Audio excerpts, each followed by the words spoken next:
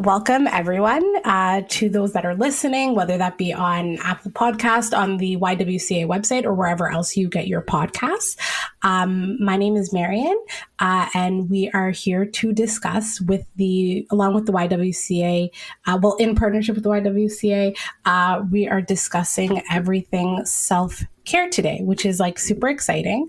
And I feel like the discussion or the concepts around self-care has become a lot more prevalent in in people's language, or people have been talking about self-care a lot more in the last few years. I feel as though people have been practicing self-care for a really long time, but it's just now a name that people have put to it. In a Western context, I almost want to say people are now using the term self-care, but we just thought, especially with the times that we are in, especially living in a COVID world, and especially a lot of things that are happening around the world ongoing, and especially for myself as a member of the Black community, during these times, I feel like self-care is a lot more important to me now more than ever. And I am not alone here in this conversation about self-care today. I'm welcomed with some incredible people who are going to introduce themselves. Hi, my name is Marian. So me, Gurneet, and Leah are part of a YWCA program called the Think Big, Lead Now Young Women's National Leadership Program. We're actually alumni, so that means we participated last year. And basically, it's a leadership program for young women from all across Canada, like young women who consider themselves feminists and who are pretty involved in their community already. And it's a year-long program that culminates in a weekend in Muskoka, Ontario, to discuss and learn about different subjects related to politics, governance, leadership, advocacy, all this to really build leadership skills and do civic engagement activities. We have access to mentorship and support from the YWCA. All this is designed to equip young women and non-binary youth with skills to be change makers in their communities. And it's all grounded in intersectional feminism and social justice. So that's basically where we met.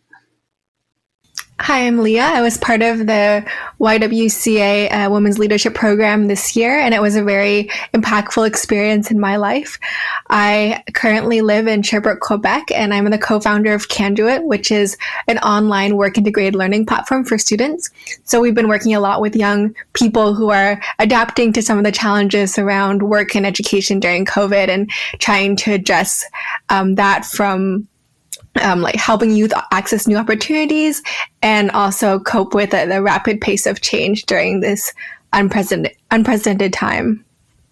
Yeah, and for myself, I'm Gurneet. So I'm kind of in between two places. So I think back to Mi'kma'ki, so Nova Scotia, and now being in Ontario, Coeurdassier, as a settler, Punjabi, Sikh, South Asian woman. So I really ground myself in where I'm at, even if it's virtual. And I was also lucky enough to join Marian and Leah and be at the Think Big, Lead Now summit that took place in January 2020. So a little bit pre-COVID there. And my area of study is in nutrition. So when you think of self-care, there's a lot of things that definitely come up with food. But at the same time, I guess thinking about social justice is really important, thinking about the journey to the plate. And that's where most of my work, whether it's my thesis work, community work, really comes into having that social justice perspective in what I do and how I lead. Thank you all so much for that. Very much appreciated. And doing amazing work. And I'm so happy and so excited that there's programs like this, and especially programs that as times are going more forward, and we're trying to have programs and organizations are trying to move towards being more equitable and rooted in equity, and as well being rooted in anti-racist work. That's very great, and I'm really glad, and I'm kind of jealous a little bit because this program sounds really, really phenomenal. So yeah, thank you so much for introducing yourselves. So yeah, as I mentioned earlier, and as Gurneet beautifully mentioned, we are going to be talking about self-care. And yeah, it's self-care looks different to everyone, and we're just going to have a conversation about it, and I guess like learn from each other. And I'm always super excited to learn from other folks and other incredible young femme identifying folks, or folks in general, about how they see self-care and what self-care looks like to them. So honestly, due to the fact that we are currently in month 6 of COVID, which truly does feel like we're living in an episode of Black Mirror at some points, self-care is looking a lot different now than from pre-COVID to now. And the reality is that like this will be an ongoing issue for the foreseeable future with COVID, things along those lines. We don't know what things are going to look like even like tomorrow at times, which brings a lot of uncertainty and can flare a lot of like anxiety, things like that. I know for me, it does consistently flare up my anxiety, and it's a very anxious experience, and it has been very anxious, and I assume similarly for other folks. So I just had a question to the group is like, how has self-care changed for you? Like, what does it look like? What did it look like pre-COVID, and what does it look like now for you? And was like self-care something that you were implementing before, or is it something that you're only starting to implement now? So yeah, I guess I can start. For me, self-care definitely changed during COVID. My anxiety definitely increased as I had to deal with some pretty difficult situations, such as the potential of layoffs at my job, and many of my friends got laid off. So there was a point where we were cutting around 30% of our workforce. And that was a very stressful experience. And then also dealing with changes in relationships. So I get a lot of joy in being with people, and the loneliness during COVID was definitely something I had to struggle through and figure out, how do I keep building relationships and how do I keep reaching out to friends. Video chats have been very helpful, but it's not the same thing. So I think some of the things that have helped me is making sure that I have a healthy routine. So keeping up with sleep, diet, exercise, like those are all things that are easy to ignore, but just getting outside, getting fresh air, and being able to remember that the world is still going on despite how circumstances are changing. The natural world still exists. So having that connection to natural beauty has been very important to me. And then also figuring out how I can, take care of myself and but also give back and care for others as well. And I found a lot of joy in reaching out to other people and figuring out how I can help, how I can serve during COVID. So there's been some opportunities where I've been able to order meals for families in need, or I've been able to reach out to friends and provide a listening ear. And so that kind of community support and more communal care has also been something that I've been trying to develop during COVID, especially when people feel more distanced. And that has also in return provided a lot of personal fulfillment and hope and peace during this trying time. So that's kind of a little bit about how my own relationship with anxiety during COVID has changed over the past couple of months. Yeah, and I guess like the point you brought up, Leah, with the communal care really stands out to me. And I just think of how we create communal care when we are, I guess, physically with people, but at the same time at a distance, or virtual in this case, in other ways. So when I think about myself with COVID, it's in the beginning, it was a huge shift of, I was in a different province. So, like having to pack up and leave everything right at once to be with family.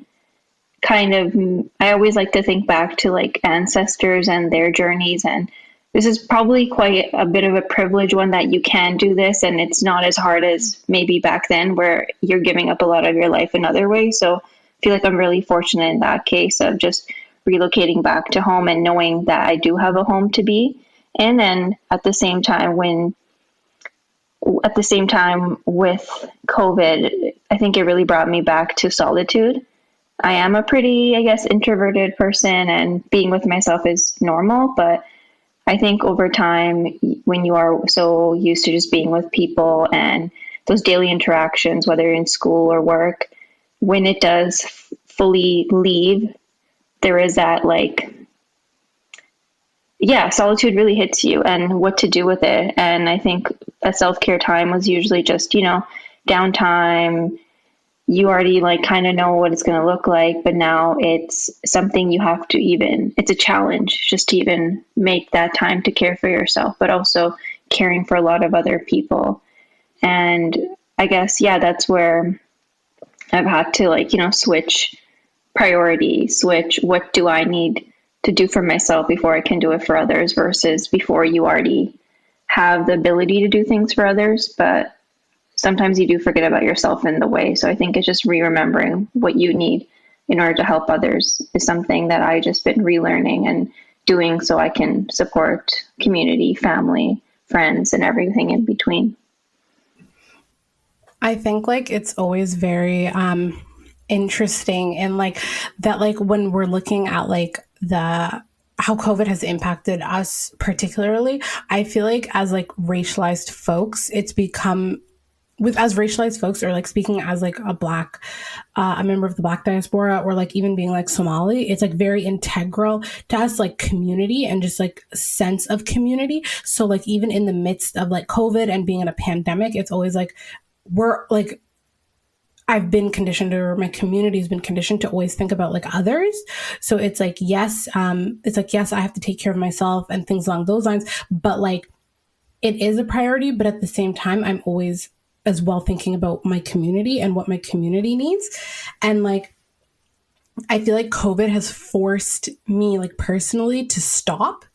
And it's kind of interesting. And it's because I'm so I have a personality where I'm always on the go, work 2 jobs, in school, doing constantly on the go. And then once COVID happened, it's just I was in my house, and it's obviously I'm very thankful that I have my parents home and things like that. But it was just such a weird experience to be stopped and actually being stopped and just being in my house. And I was just I remember at one point I realized I haven't put gas in my car in a month. Gas just crashed and I put gas in once in a month. And that's insane to me. And it was just I was just kind of forced to stop. And it was so funny because I felt I was almost bargaining with COVID at points where it was I was going through the 6 stages. I was no, this won't last. I was in denial. And then I was almost bargaining with it. I'm no, no, it's going to leave. It's not going to stay. There's no way. And then it was just at points I was really sad, really sad. And I was just and then eventually I just kind of accepted it. And it was yeah. And it's so interesting to me that I realized that I'm yes, I acknowledge the privilege that I have in this context that I'm thankful that I have work and I'm at my parents' home and I have my siblings and things like that. But at the same time, I realized that it's okay for me to still almost grieve what I'll be missing. Understanding my my privilege in this space, but at the same time grieving what I'll be missing and grieving grieving I guess certain things, and understanding that is okay for me to feel that way. And it's so interesting in the ways that we have to I feel folks have been doing their best to create community online.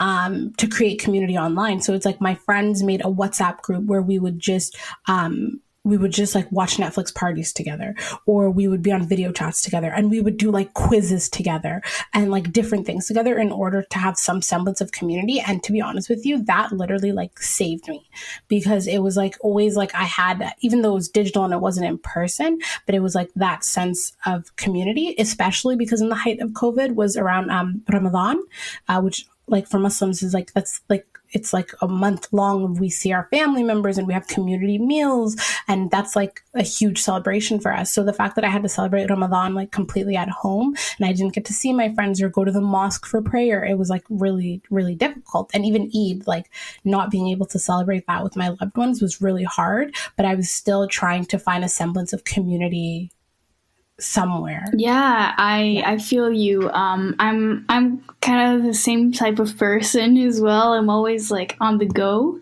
So for me, COVID-19 was hardcore, because from one day to the other, basically everything changed. People who know me know that I'm barely ever at home. I'm usually out either at work, at school, with friends, dancing, clubbing. studying at the library or at a cafe, meetings for like different youth engagement projects or women empowering projects. So anyways, I do like so many things, sometimes too many things. And so for me also, COVID was kind of like a forced stop. So for the first time, I had to literally stop and put certain things on hold because it was impossible to continue, or we had to like revisit how we're going to do different projects, and most of them ended up being canceled because it was like too complicated, or like virtual spaces didn't really interest youth, or we were afraid that youth wouldn't be like on board with the Zoom, like a youth engagement event on Zoom, which like I agree it's not fun. And also the attention span on the computer is like super low. It's already low in person, so I can't imagine when you're online in front of a computer. And some also just don't have a computer, so it just makes this whole situation really makes you think about the priorities, the privileges that you have compared to others. And it comes down to like the smallest little things, such as like having a phone or to do your homework and to do meetings and things like this. So thus far, like my life has been, I feel like my life has been a never-ending speeding train. And that for the first time, this pause, like this worldwide pause, just like really gave me a break, and I wasn't involved. Well, actually I was, and then I stopped everything because I did a burnout. So in the beginning of COVID, I was like, oh my God, I have to help people. There's like so many people in need. There were, I live in Montreal, and there was a Facebook group for all the different circumscription, like different neighborhoods had mutual aid, COVID-19 mutual aid Facebook groups to help each other in the community, which I loved. And so people just mobilized the community and to help people. So I was doing like at some point I was literally doing 4 projects at the same time. I was involved with like mutual aid, delivering groceries to immunocompromised folks, also doing like this online dance battle, another self-care Zoom event with the YWCA where I work, and like this 4th youth engagement thing that eventually got canceled. So then it's like for me, I feel like I have to do something to fill my time and to feel useful. I don't like not doing anything. But then I kind of did a burnout because it was too much, and I was also at school. Gladly, I wasn't working. I was laid off. So I did volunteering instead, but then it became like way too much. And I think it comes down to saying no.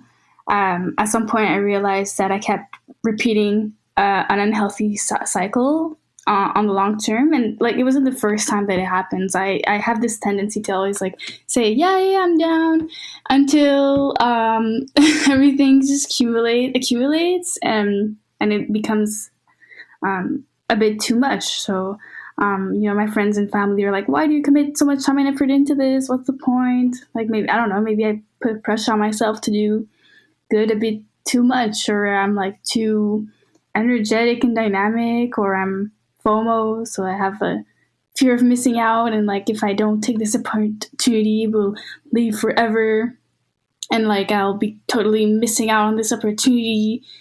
So it's a matter of choice, a matter of like saying no, and that's something I really struggled with all my life.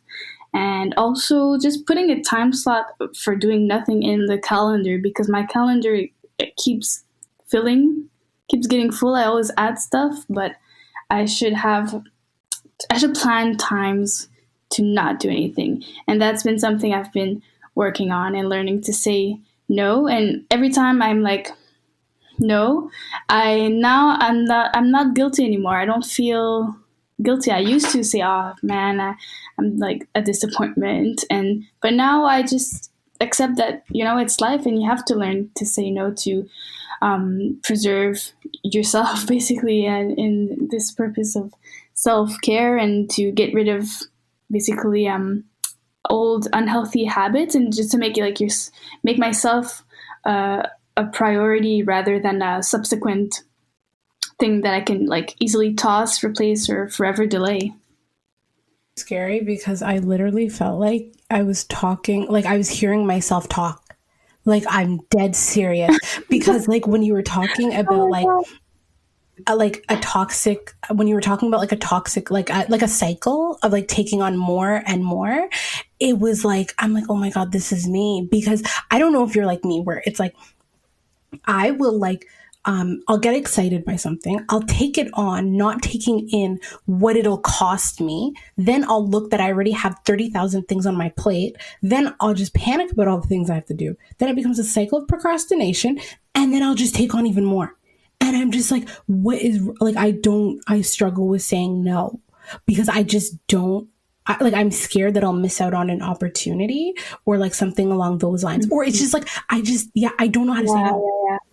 Yeah. It's so common with me and my friends, especially as activists. You always want to be doing something, acting and being productive. But on the long term, it's like you just burn yourself. And like burnout's extremely scary. And like sometimes you don't even realize that you're descending into burnout until it just hits you at one time. Because I feel like, I don't know if it's like this for you all, but it's like, you know, when you become so like, you're so embedded in something that you don't even realize how far embedded you are into it, into work. And then it'll be like, you feel like nothing else in the world exists. And then you'll just like for me, like that happened where I was so ingrained in something and I was so embedded in a project that I remember at one point I hadn't spoken to my family in like 4 to 5 days, and my brother came to drop off some stuff for me. And when I saw my brother, I'm like, oh my God, Marian, this is not your whole life. Like it almost started to become a piece, like my work was becoming my identity, which is kind of scary. And now that I'm trying to learn that I am a person outside of my work and outside of my work. And I feel like that's really relevant for those who do like community work or like nonprofit work, especially as like a racial, like as a Black person, like a lot of emotional labor tends to fall on us. So like, yeah, it's really scary. I feel like I'm talking to myself. So yeah. Yeah, and I just think like just hearing you two say that, I just find myself in the same predicament. And I think it was literally this morning or yesterday. I think my mom brought that up. She's like, I just want to tell you this, Gurneet. I think you need to cut down on things. And after I'm like, I have cut down on things because like I'm not going to my usual events and conferences, you know, just because of COVID, it's all online. And I think they saw me one full weekend to just be in a conference online. And it takes a lot. It's a lot of screen time, a lot of you're there, but you're not there fully. Like you're at home, but you're somewhere else type of thing. And I think they probably just, they're like, I think it's really having an impact on you. And sometimes you don't know. You think you're okay, but it's people around you that know you and see that other things like aren't the best or the way they used to be, or like, you know, like I guess not sleeping well. You don't know if you're sleeping well, you're tired, things like that, but you just think it's normal. So sometimes like you really do need to like listen to others around you. And sometimes like, you know, otherwise like, you know, your body kind of acts up and you need to also listen to your body and be in tune with that. So that's something I've experienced recently and I've been thinking about it. And I think the urge to do more, like when I think about FOMO and stuff, I came to the conclusion yesterday, and I think it has a lot to do with like, I didn't do that much in high school in a way, or I did enough, like, you know, sometimes like, I guess the community I was brought up in and things like that, you know, like education is important. So you're working hard to get the grades. And then when you're in undergrad, you're doing other things to get other places.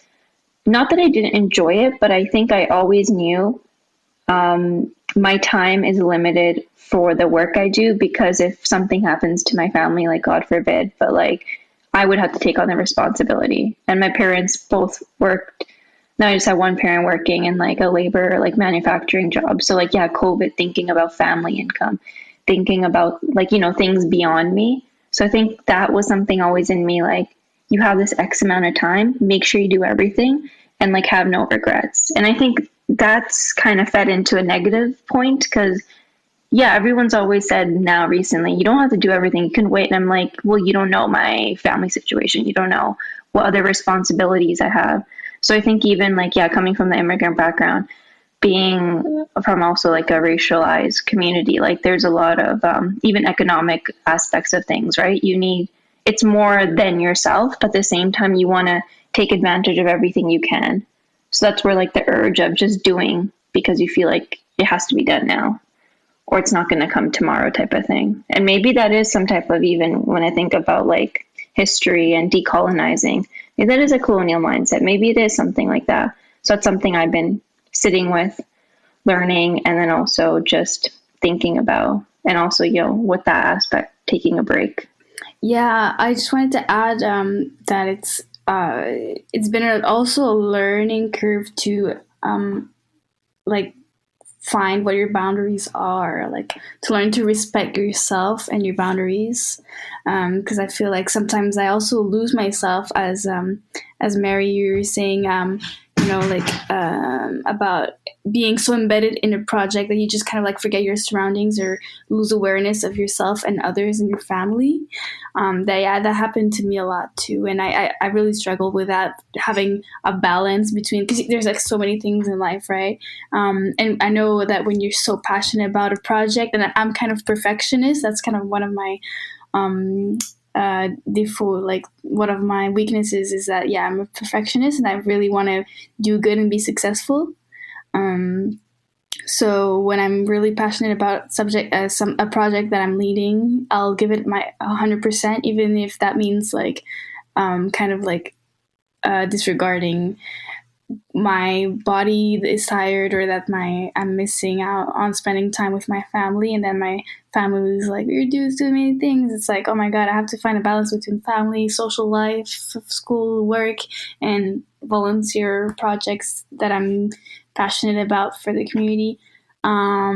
It's not easy, but it's important to respect yourself, and families should be also a priority. It's super important to spend time with your family.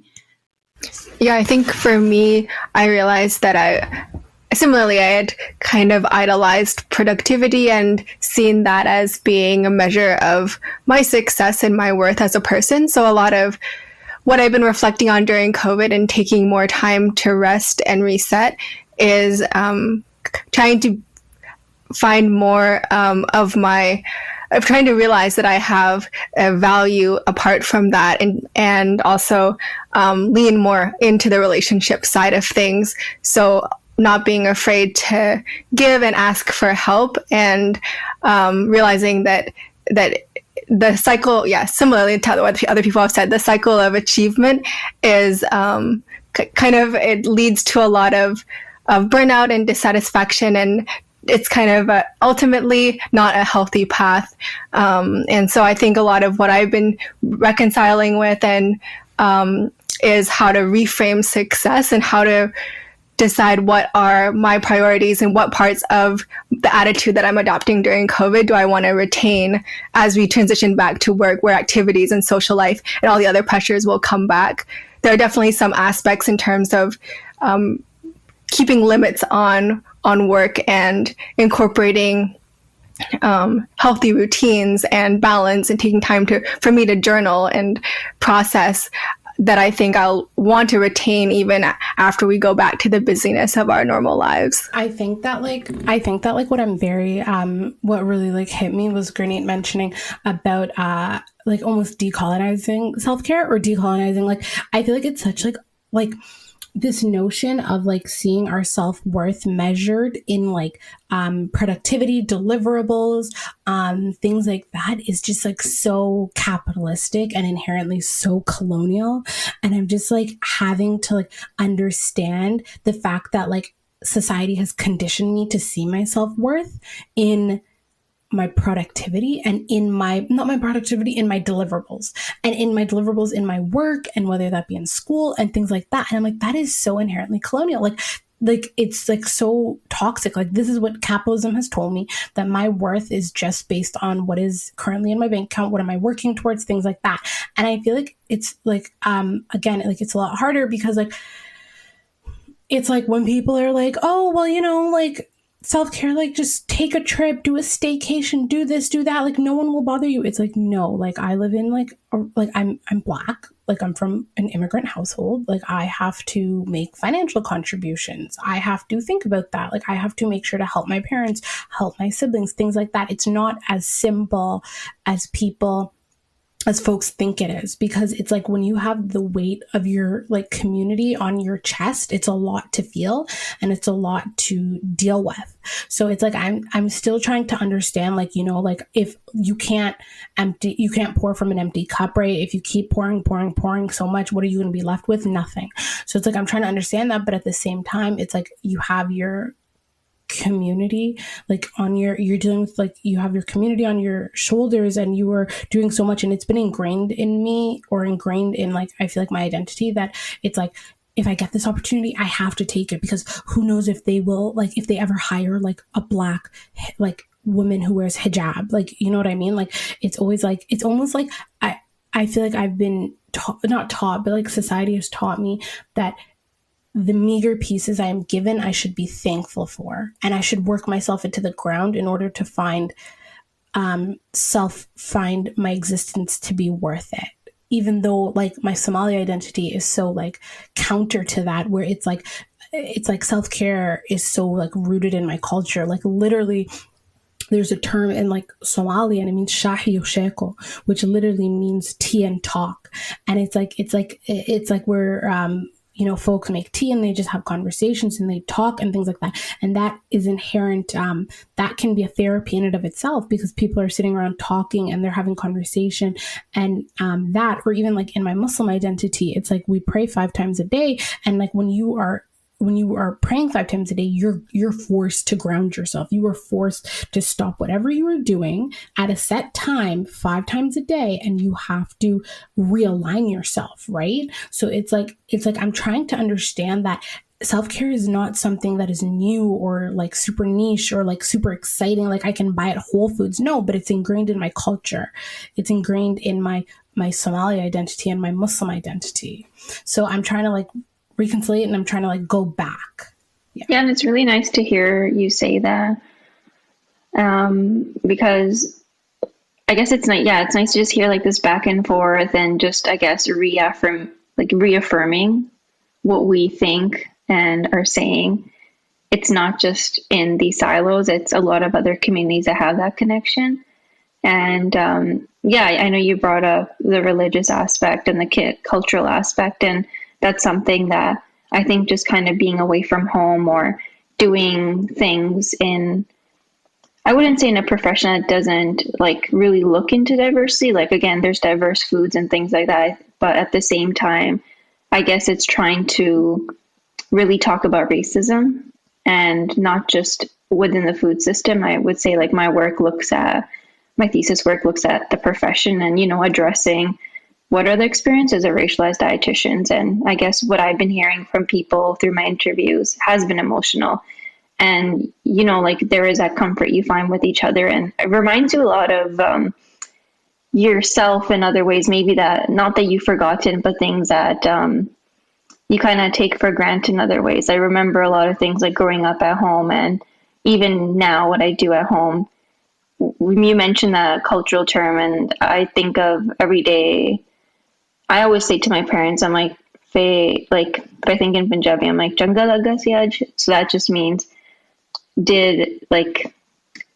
that good? Did it feel good? I think we always finish the day with that. Like, you know, when I go for a walk with my parents or a brother and stuff, I'm like, yeah, did you like today? Was it good today? And I think that's always important to check in with yourself and your feelings and everyone around you. So I think I've been getting more in tune with things that maybe I always left on the side, or I just said or thought, like, you know, like work and this, that's what I'm measured by, but you're a lot of other things beyond your titles. And that's something maybe more so during COVID I've been thinking about. I'm like, who are you as a person without your title, without your degree, without your work stuff?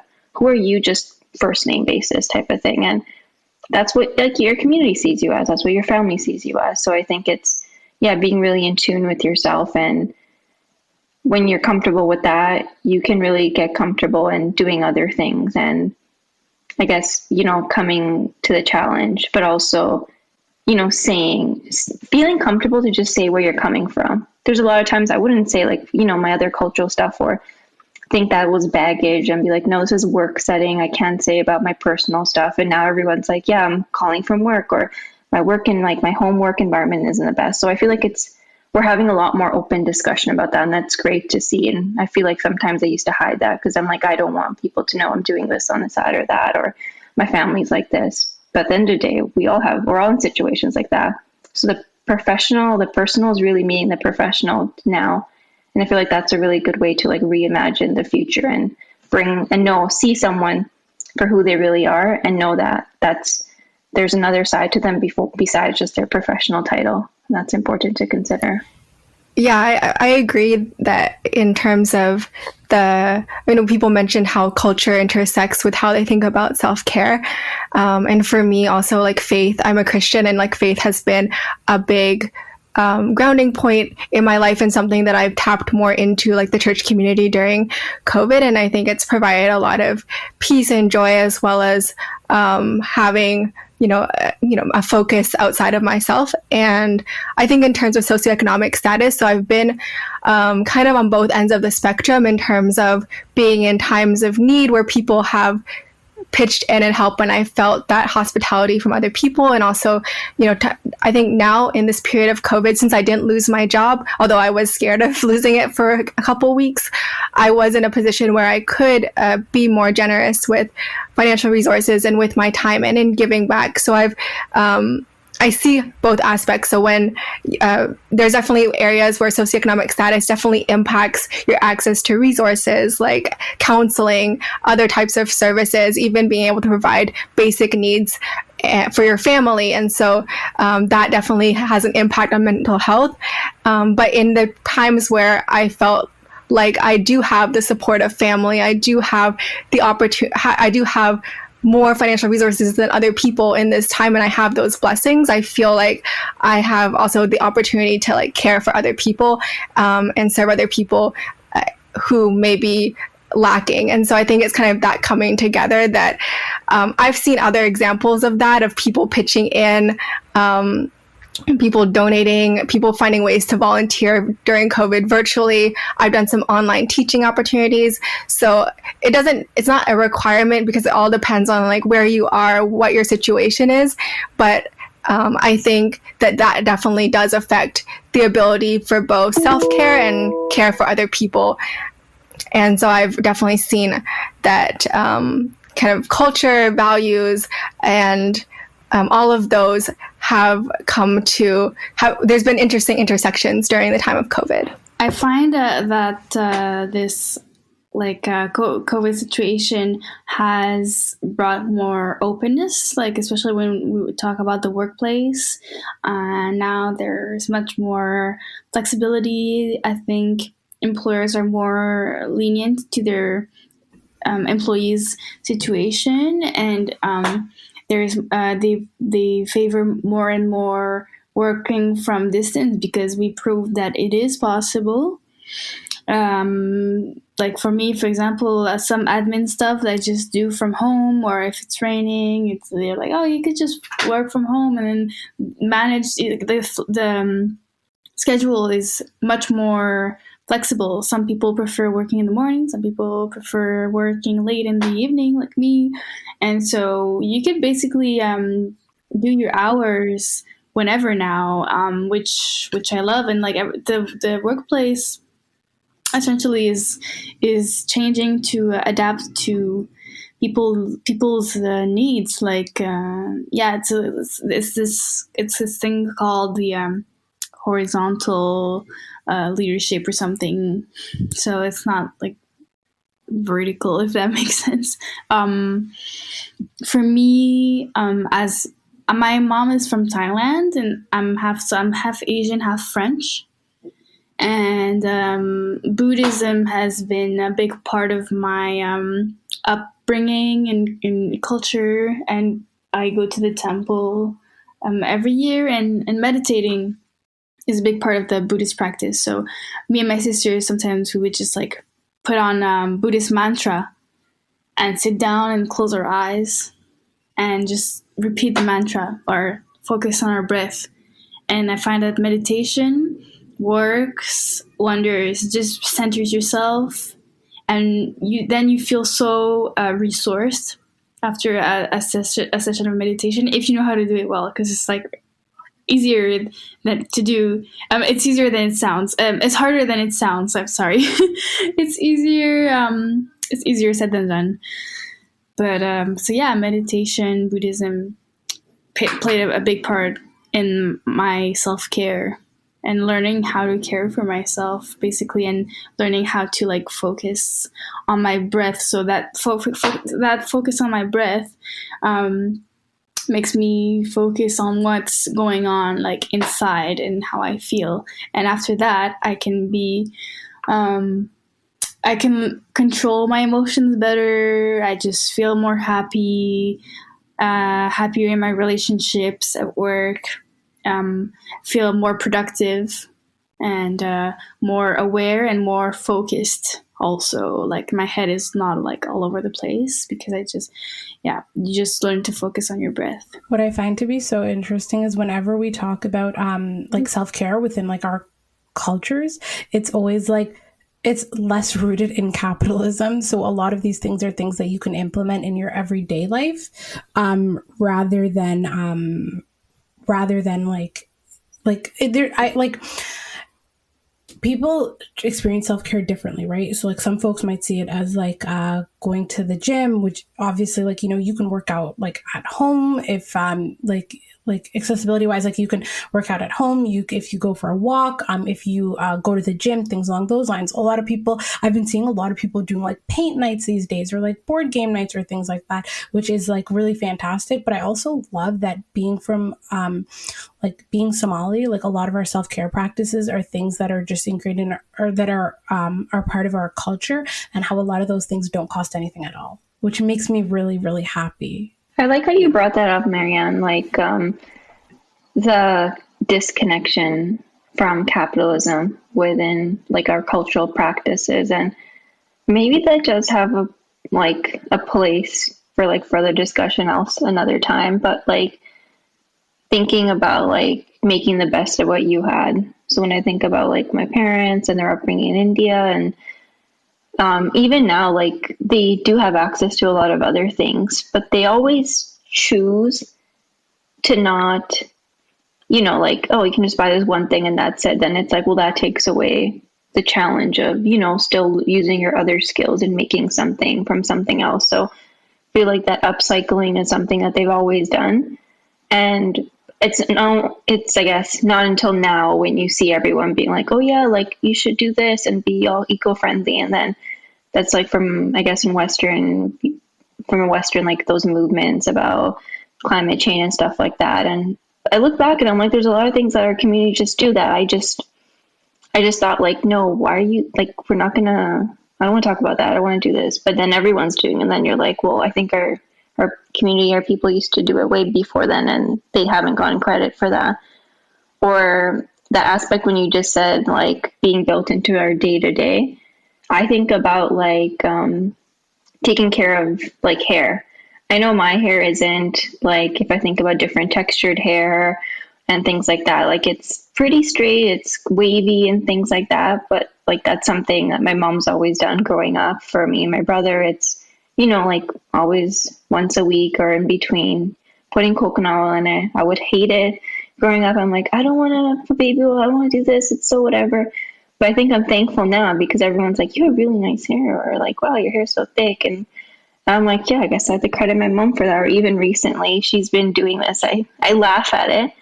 But I think when she grew up, thinking back in India, like when you would wash your hair, it's like, you know, outside. It's like they do have washrooms and other things, but it's, you know, where the water pump is and stuff like that. So she started doing that recently because she's like, I don't think you take care of your hair properly. So I get my hair hose down in the backyard. It's been entertaining.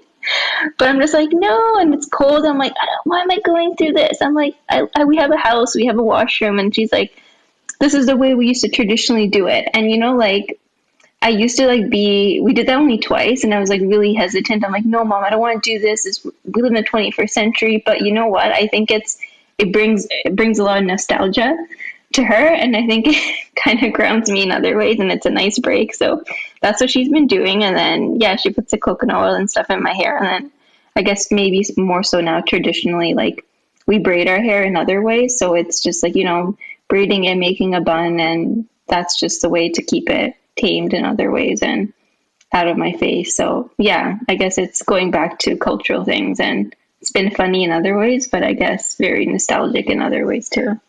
Just like, honestly, I just got so reminded of like as a kid, like my mom, I wear a hijab now, but like when I was a kid and like I didn't, my mom like every Sunday would have to like fight me to like, I would go to war, where she would basically be like, she'd have to like braid my hair, and I hated it because it would be so painful. It would be like, she'd braid my hair every single Sunday before school would start, and I used to hate it. And I used to think like, oh, like I just want to like, obviously, like, there's an issue with like folks talking about black hair being like unprofessional, things like that. But I used to always be like, oh my God, I just want like, what all the other folks had, or things like that. I went to a school that was very, very, very white. So it's so funny because I'd always be like, I want that, I want that. And then like, as I got older, it's like, I started like loving having curly hair.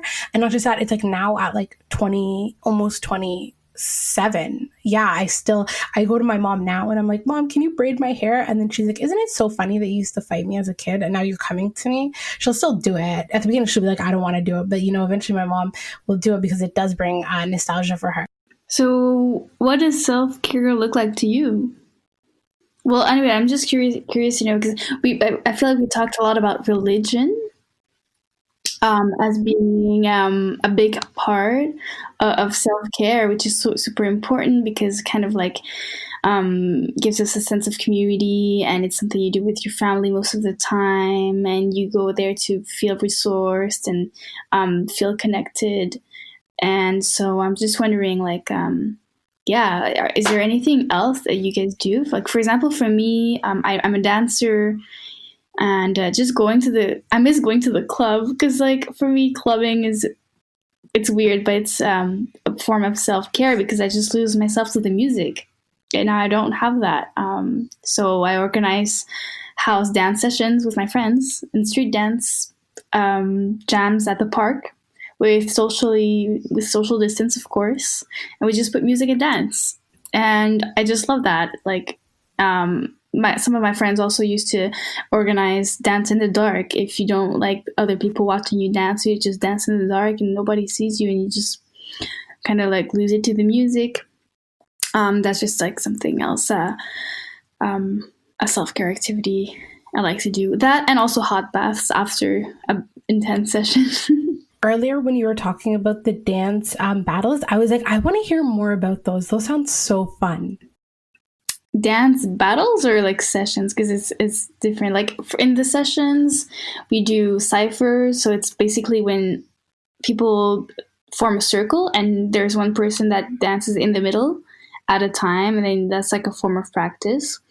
And whereas for battles, there's only been one battle organized in Montreal last month basically, and it's different styles of, you have locking, popping, whacking, house, hip hop, all styles, breaking, and it's like 1 versus 1, and you have like 30 to 45 seconds on a music that you don't know what it's going to be like, and you just have to improvise on the music, and then there's judges, and then they choose who goes on to the next round until the finals. I love how like innovative folks are being. Folks are having to adapt like hobbies and loves and like, things that they enjoy due to COVID, but being able to see, as weird as it sounds, but seeing people, I've never seen people adapt as much as I have seen during COVID. So like personally for myself, like one act of like self-care has been like around, oh my goodness, I'm trying to think, baking. I've been baking a lot like, I feel like a lot of people have been baking, but I have been baking more so than ever in my life. I also spend a sickening amount of time on TikTok. It's actually concerning at times how much time I've spent on TikTok, but just like honestly in general, just like I feel like going back to projects that I've neglected for such a long time.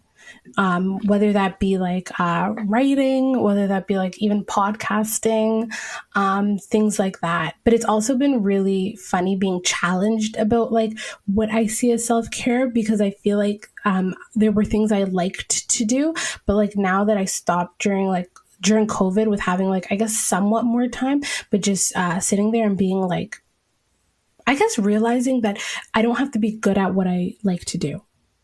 Because if I like, let's just say photography, or if I like writing, or if I like any of these things, like I don't necessarily have to be good at them. You don't have to be good at that which you enjoy. So that is something I'm trying to do. I'm trying to learn that if I like doing something, I don't necessarily have to be good at it. I can just like doing it. For me, I think that's definitely also resonates with me as well, because I have started writing a lot more. It's something I have always enjoyed since I was a child, but it got lost in a lot of other things with more pressing deadlines. But writing more recreationally just for myself, even if there's no audience, has been very restorative. Also, another thing that I was involved with during COVID, and I'm not really saying this so much as like that taking on something different, taking on like a new work project, but I noticed that there are a lot of people who were like entertainers who had kind of transitioned to the virtual space, but weren't getting a lot of bookings, and were having like magicians and like and puppeteers and other types of people who were doing like kids' birthday parties. And then there's also the problem of families and not having educational opportunities or things to do with their kids and being stuck in quarantine. So one thing that I was really excited about during COVID was organizing this like Kids Day Carnival event, and it was bringing together the kids and the entertainers for like this virtual day, and a lot of people donated their time, and it was super fun. And that was just like really cool to see how people were able to come together during COVID and being a part of that. So that kind of getting involved in those types of projects, which have the aspect of being fun for me to organize, and being fun for the people participating, and just having this kind of celebratory joy during COVID, which is otherwise sometimes just gets you down. I think that definitely uplifted my spirits a lot. And also, spending time with family and friends. So I do make sure, like I have a list of people that I want to catch up with, I want to check in on. And so I'm trying to keep up with that just to stay in community. And then also I am home with my family right now, and I haven't been home for a long time. I've been away working, and then we had work from home, so I was able to come back. But being able to have more conversations with my parents, help them like around the house, and spend more time with my sisters who are now going off to university, so our time together will be limited.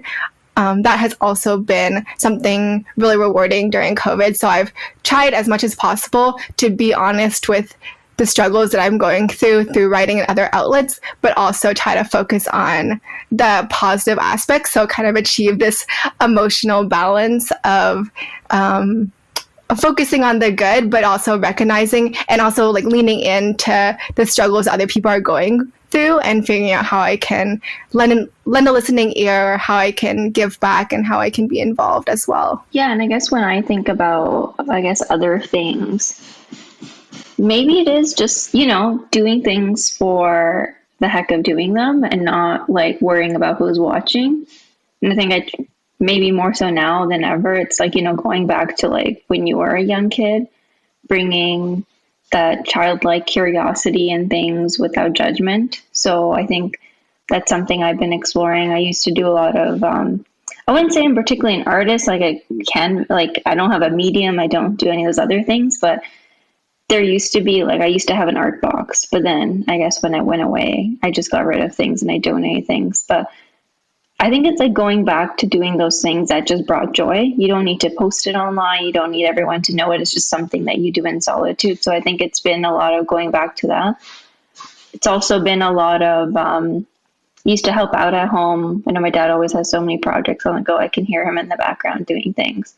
I used to do that in certain points, and I think those are skills that I learned along the way. And it's, again, not everyone needs to know what you're doing, so I think it's just going back to helping others and those other things you used to do. But I feel like one thing that's maybe more so stood out is just nature. Like, we have a garden in the back, and I just picked up like little cherry tomatoes today, and like, yeah, I think back to like when I was younger, like, yeah, we had a garden, we grow a lot more things in it for sure than it is in this season. But yeah, it's just really, I guess, taking yourself away from the screen, taking yourself away from the need to just not perform, but like perform in a way that everyone needs to know what you're doing. It's okay to just do things for yourself. So that's been a huge just comfort to just go off the grid and do it for you and make yourself, feel good. And so you can do the other things that you want to do too. I feel like I'm realizing, even in this conversation, and as my brain is like working or like going, my self-care during COVID has been rediscovering myself.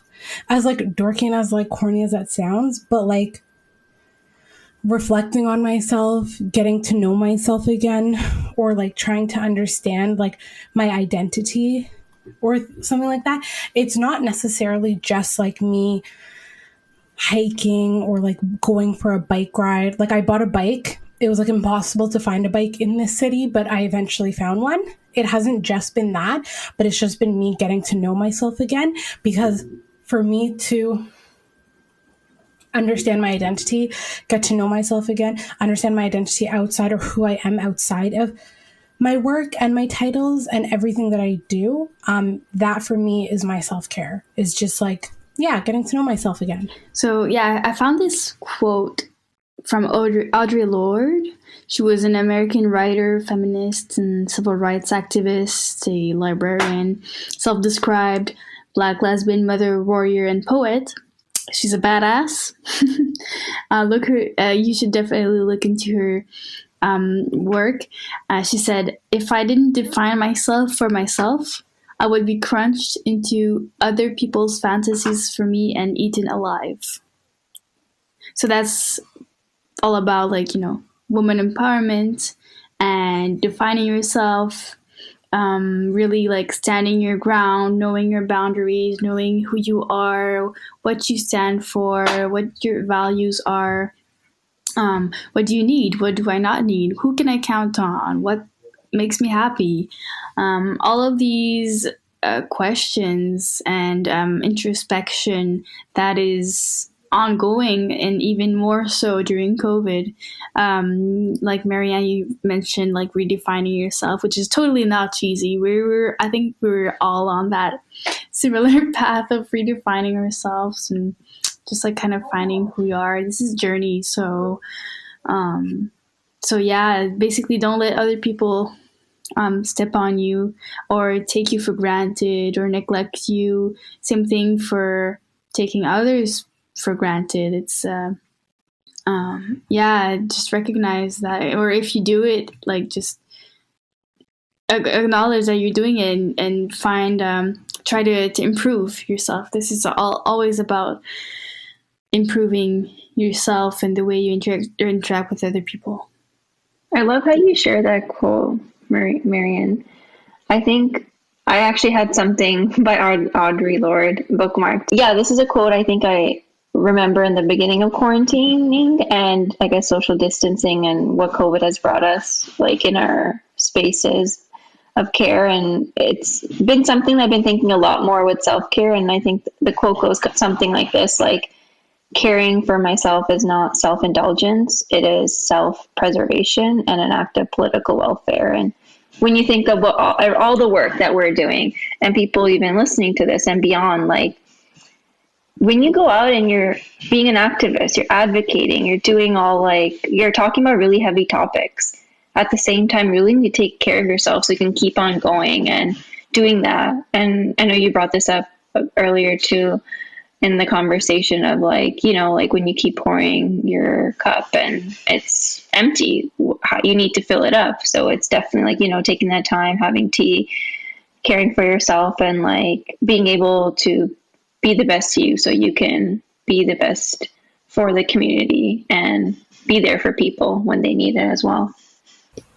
Yeah, I guess my final thoughts on this are that COVID has taught me a lot about that it's okay it's important to learn how to care for yourself and care for other people, but it's also okay to like recognize where you still have needs. And a lot of times before COVID, I think a lot of my own needs were just being met in just being productive, being successful, having a lot of social events, and getting a lot of self-worth through those avenues. But COVID has definitely pointed out some kind of gaps in not necessarily how it was not necessarily truly filling some of that, like those needs inside of me. And so I think recognizing that we do have needs and we do need each other, we do need community, and that it's okay to ask for help and make changes in your life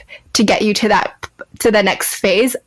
I think that's been an important realization that I'm going to keep working on during COVID and beyond. Thank you all so much for sharing that. I think it's so like the quote that's been like sticking with me a lot recently is by James Baldwin. It's like, to be Black and conscious in America is to be in a constant state of rage. And I feel like that's been very prevalent in my identity consistently, but like especially as of late, because COVID has just exacerbated, or like it's made people finally realize the gaps that our society has. And it's like things that I feel like we've all already known have been there, and things that we all have already like seen and we're already aware of.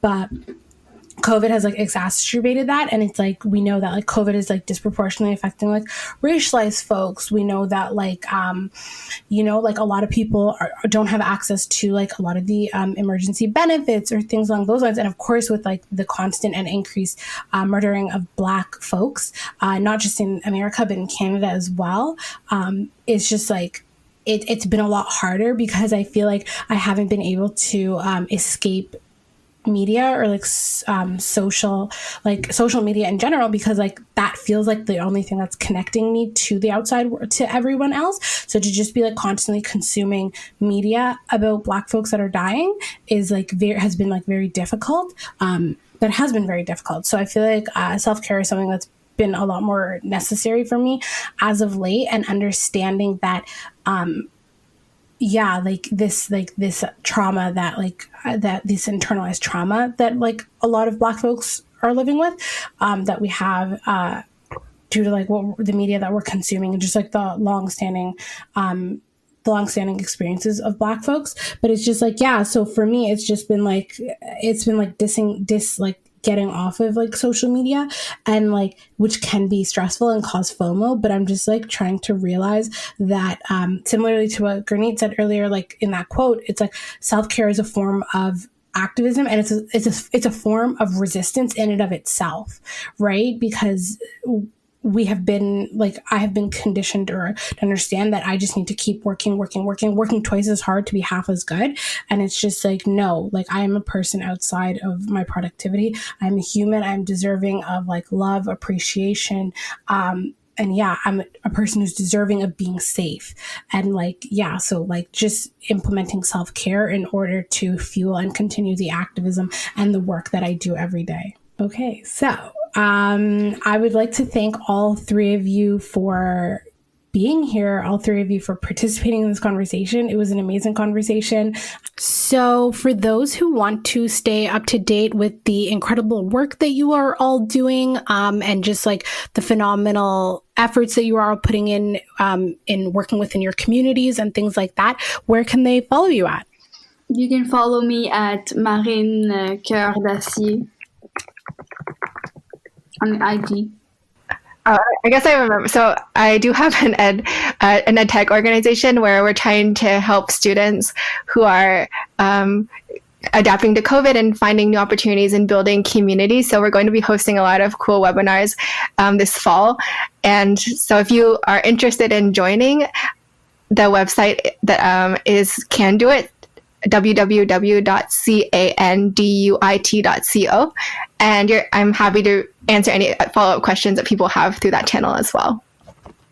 Yeah, and I guess for myself, you can follow me at Gurneet Dhami on Instagram or Twitter, or I finally invested in a website, so I can finally say I have a website. It's www.gurneetkdhami.com. Perfect. Thank you so much. I really appreciated this. And yeah, thank you for listening. Make sure to follow them for all the incredible work that they're doing. Okay, yeah. So once again, I'd like to say thank you to all three of you for participating in this conversation, for sharing your experiences, your knowledge, the work that you're doing, and how you are implementing self-care into your everyday life in this COVID world, prior and hopefully post. And I'd like to just say thank you so much to the YWCA Canada, who's a leading voice for women, girls, two-spirited, and gender diverse folks.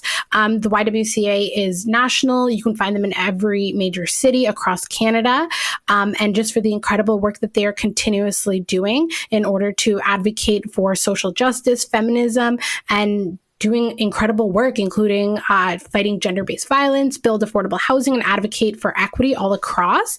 And just thank you to their sponsors, including the Government of Canada, the RBC Foundation, and so many of their other sponsors. And just, I would highly recommend staying up to date with what the YWCA is doing, the content that they're putting out, and in order to support them and see what programs you can support with them and what else they're doing. So yeah, thank you so much once again, and I hope you have a lovely rest of your day.